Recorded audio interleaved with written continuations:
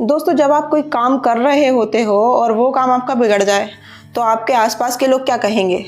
ओ भाई, ध्यान से कर, तेरा ध्यान किधर है? तो ये जो ध्यान है ना, इसकी बड़ी महिमा है। फिर भले ही आप भगवान की प्रार्थना कर रहे हो या फिर कोई अदर अपने डेली रूटीन के काम कर रहे हो, पर यदि आपका शरीर तो वहाँ है पर आपका ध्यान वहाँ नहीं है, आपका मन वहाँ नहीं है, तो वो काम ठीक से बन नहीं पड़ता है। और ऐसे में क्या होता है, उस काम के प्रति आपको एक असंतोष, एक अतृप्ति का भाव बना रहता है। इसी के संबंध में एक बड़ी प्यारी कथा आती है गुरु नानक देव जी की। गुरु नानक देव जी एक बार सुल्तानपुर जाते हैं, तो अब लोगों की उनके प्रति बहुत श्रद्धा रहती है, तो वहाँ का एक काजी रहता है, तो वो उतनी लोगों की श्रद्धा देखकर उनके प्रति वो नानक देव जी से जलने लगता है। अब वो नानक देव के खिलाफ वहाँ के सूबेदार दौलत खां के बहुत कान भरता है, बोलता है कि कोई पाखंडी आया है जो कि लोगों को बहकाता है। तो सूबेदार नानक देव को बुलावा भेजते हैं। अब नानक देव अनसुनी कर देते हैं और जाते नहीं हैं। तो दूसरी बार फिर सिपाहियों को भेजा जाता है। अब इस बार नानक देव आ जाते हैं, तो सूबेदार उनसे पूछता है कि तुम्हें पहली बार बुलाया था तो तुम क्यों नहीं आए थे? तो नानक देव बड़े शांतिपूर्वक बोलते हैं कि मैं खुदा का बंदा हूँ, तुम्हारा नहीं। तो सूबेदार उनसे बोलता है, तो तुम्हें इतना भी नहीं पता है कि किसी से पहली बार मिलने पर उसको सलाम किया जाता है? तब नानक देव जी बोलते हैं कि मैं खुदा को सलाम करता हूँ, खुदा के आगे झुकता हूँ, किसी और के आगे नहीं। अब सूबेदार को गुस्सा आ जाता है, तो वो नानक देव जी से बोलता है कि तू खुदा का बंदा है तो चल मेरे साथ नमाज़ पढ़ने। अब नानक देव जी उसके साथ चले जाते हैं। वहाँ जाकर सूबेदार और काजी दोनों नीचे बैठकर मस्जिद में नमाज़ पढ़ने लगते हैं और नानक देव जी खड़े रहते हैं और ध्यानपूर्वक उन लोगों को देखने लगते हैं और साथ में अन्य लोगों को भी देखने लगते हैं।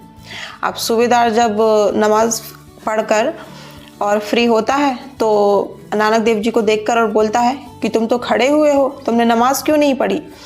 तो गुरु नानक देव बोलते हैं कि मैं किसके साथ नमाज़ पढ़ता? तो सूबेदार बोलता है कि मैं तो पढ़ रहा था नमाज़, मेरे साथ पढ़ते।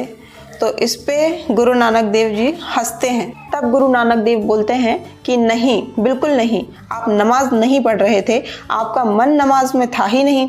आप तो दूर काबुल में अच्छी नस्ल के घोड़े खरीदने में लगे हुए थे, आपका तो सिर्फ शरीर नमाज पढ़ने का नाटक कर रहा था।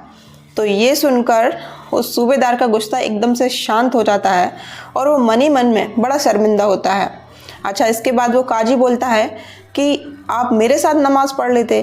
तो नानक देव फिर हंसते हैं और बोलते हैं कि आप भी नमाज नहीं पढ़ रहे थे, आप तो मन ही मन में ये सोचकर खुश हो रहे थे कि आप मुझे मस्जिद तक खींचकर ले आए हैं और आपने बड़ा तीर मार लिया है।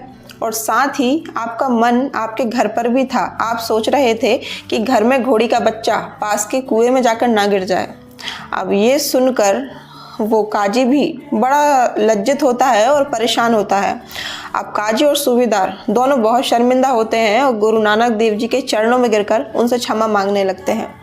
तो इस पर गुरु नानक देव जी उनको क्षमा कर देते हैं और साथ ही उन्हें प्रार्थना करते टाइम ध्यान का महत्व समझाते हैं और ध्यान की कितनी महिमा होती है ये उनको बताते हैं।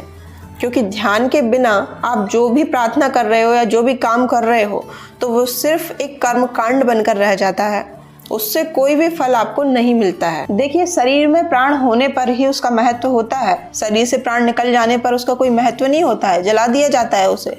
वैसे ही प्रार्थना में प्राण होने पर ही वो प्रार्थना फल देती है। पर यदि उसमें कोई प्राण ही नहीं है, उसमें हमारा मन ही नहीं है, ध्यान ही नहीं है, तो ऐसी प्रार्थना सिर्फ कर्मकांड बनकर रह जाती है, उसका कोई फल हमें नहीं मिलता है। तो 2025 में संकल्प लें कि आप जिस भी देवी देवता को मानते हैं, जिसकी भी उपासना करते हैं, तो जितने टाइम आप करते हैं तो उतने टाइम अपना पूरा मन, पूरा ध्यान लगा करके उसे कीजिए।